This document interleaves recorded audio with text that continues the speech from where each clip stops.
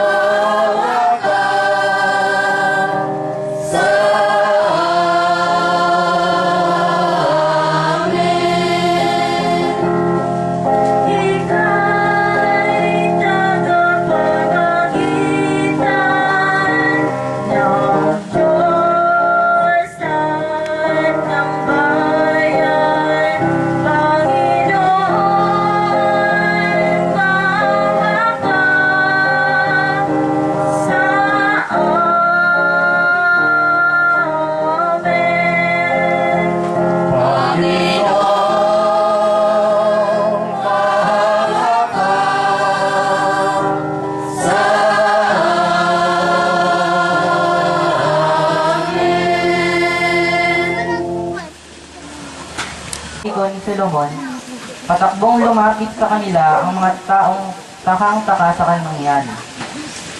Pagkakita ni Pedro sa mga tao, kanyang sinabi, "Mga Israelita, bakit kayo nanggigil lalas sa nangyayaring ito? Bakit ninyo kami tinitingnan ng ganyan? Akala ba ninyo'y napalakad namin siya sa pamamagitan ng sarili naming kapangyarihan o kaya'y dahil sa aming kabanalan?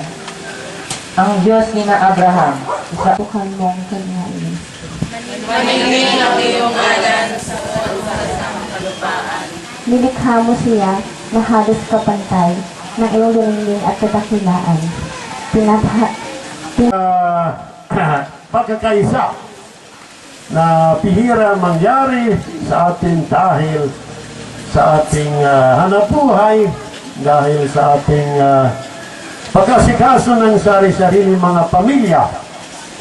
Ngunit alam natin ang mga unang mga kababayan ay narito sa itaas. Yan. Noong una, bihira tumitira ang taga-Sipale sa tabing dagat. Ang Pakawan ay sa itaas, Ilada, kanatas. Yan. Walang kanapapa.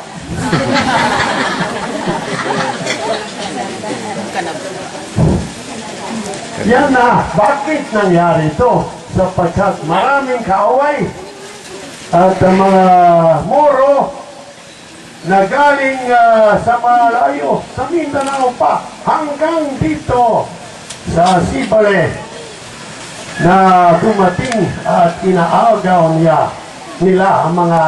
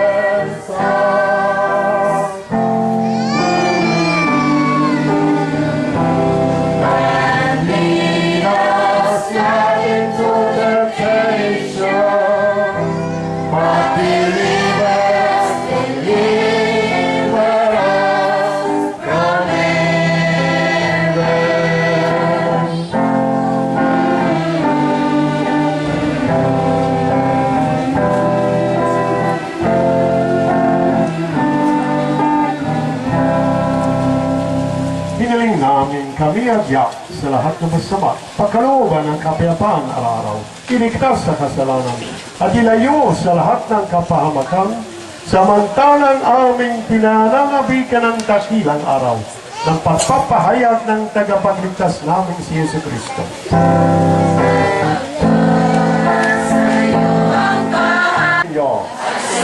Pagdiyan tayo at makala ng kapayapaan sa isa't isa.